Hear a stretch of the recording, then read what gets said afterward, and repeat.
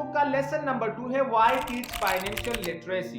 Robert बोलते हैं कि अक्सर लोग मुझसे सवाल करते हैं कि how do I get started, What is your secret to success and how do I make millions? और जब भी मैं इस तरह सवाल सुनता हूँ तो मुझे एक कहानी याद आती है और कहानी है द रिचेस्ट बिजनेसमैन। शिकागो में 1923 में एक मीटिंग होती है कुछ रिचेस्ट बिजनेसमैन और ग्रेट लीडर्स के दरमियान। मीटिंग का कुछ मेंबर ये है। नंबर 1 चार्ल्स अमेरिका की सबसे बड़ी स्टील कंपनी का हेड था।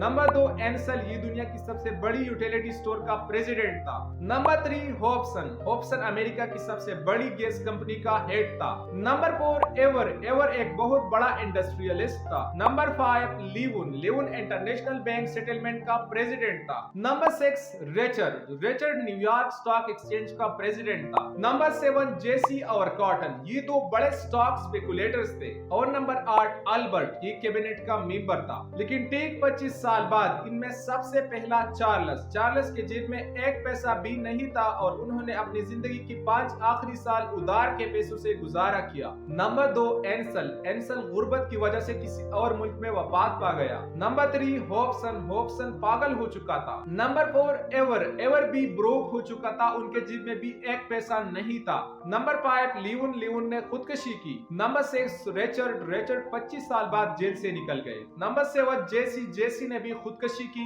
नंबर 8 कॉटन भी गुर्बत की हालत में मर गया। और नंबर 9 अल्बर्ट भी 25 साल बाद जेल से निकल गए। ये मीटिंग हुई थी 1923 में और ठीक 6 साल बाद अमेरिका में एक बहुत बड़ा डिप्रेशन आता है, गुर्बत आता है और उस डिप्रेशन ने इन सारों की जिंदगी पे एक बहुत गहरा इम्पैक्ट डाला। तो रॉबर्ट बोलते हैं कि हम जिस टाइम में रहते हैं ये बहुत तेजी और जल्दी से तब्दील हो सकता है। कुछ ही सालों में मार्केट क्रैश भी कर सकता है और बूम भी हो सकता है। रॉबर्ट बोलते हैं कि लोग हमेशा पैसे पे फोकस करते हैं लेकिन वो कभी अपने ग्रेटेस्ट वेल्थ पे फोकस नहीं करता और उनका ग्रेटेस्ट वेल्थ है उनका फाइनेंशियल एजुकेशन। अगर लोग ओपन माइंडेड हो और हर दिन नया सीखने की कोशिश करें तो वो दिन ब दिन अमीर होते जाएंगे और उन पर कभी भी बुरा टाइम नहीं आएगा। अगर आप सोचते हो कि पैसा आपका प्रॉब्लम सॉल्व करता है तो आप पे बहुत जल्द बुरा टाइम आएगा। इंटेलिजेंस प्रॉब्लम सॉल्व करते हैं और इंटेलिजेंस पैसा भी जनरेट करता है। पैसा बिना फाइनेंशियल इंटेलिजेंस के आपके हाथ से बहुत जल्द जाने वाला है।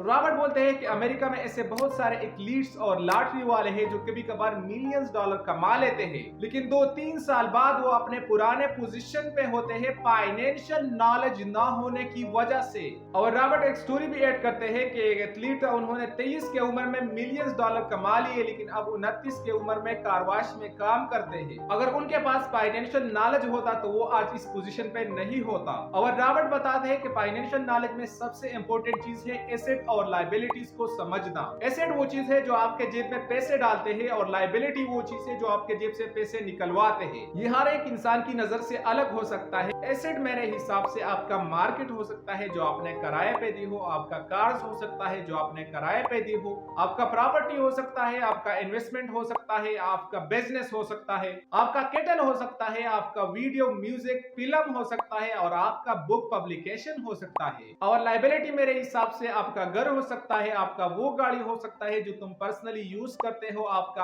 अननेसेसरी सब्सक्रिप्शन हो सकता है, आपका फी हो सकता है, आपका वो प्रोडक्ट हो सकता है जिसके ना होने से आपको कुछ फर्क नहीं पड़ता और जिसके होने से आपके जेब से पैसे जाते हैं। और मजे की बात बताओ, हम सबके पास एक एसेट कॉमन है और अगर हम वो सही तरीके से यूज करें तो वो हमारे लिए इनॉर्मस वेल्थ जनरेट कर सकता है और वो है हमारा माइंड। फाइनेंशियल नॉलेज का दूसरा स्टेप है कैश फ्लो को समझना। यह है एक गरीब बंदे का कैश फ्लो पैटर्न। गरीब को जितना पैसा जॉब वगैरह से मिलते हैं तो वो सारा पैसा अखराजात में उड़ाते हैं। उन पैसों से रेंट देते हैं, फूड खरीदते हैं, क्लॉथ्स, ट्रांसपोर्टेशन बिल वगैरह। यह है एक मिडिल क्लास वाले बंदे का cash flow pattern. Middle class वाले को जितना पैसा जॉब धंधे से मिलता है तो उससे वो नई गाड़ी खरीदते हैं, महंगे क्लॉथ खरीदते हैं, महंगे होटल में जाते हैं और वो उन सारे पैसों से लायबिलिटी खरीदते हैं। महीने के 10-12 दिन बाद उनके जेब में एक पैसा भी नहीं होता क्योंकि वो सारा पैसा उनसे लायबिलिटी में जाते हैं। उसके बाद आता है अमीर बंदे का कैश फ्लो पैटर्न। तो ये है एक अमीर बंदे का कैश फ्लो पैटर्न। अमीर को जितना भी पैसा जॉब बिजनेस से आता है तो वो उन पैसों से कम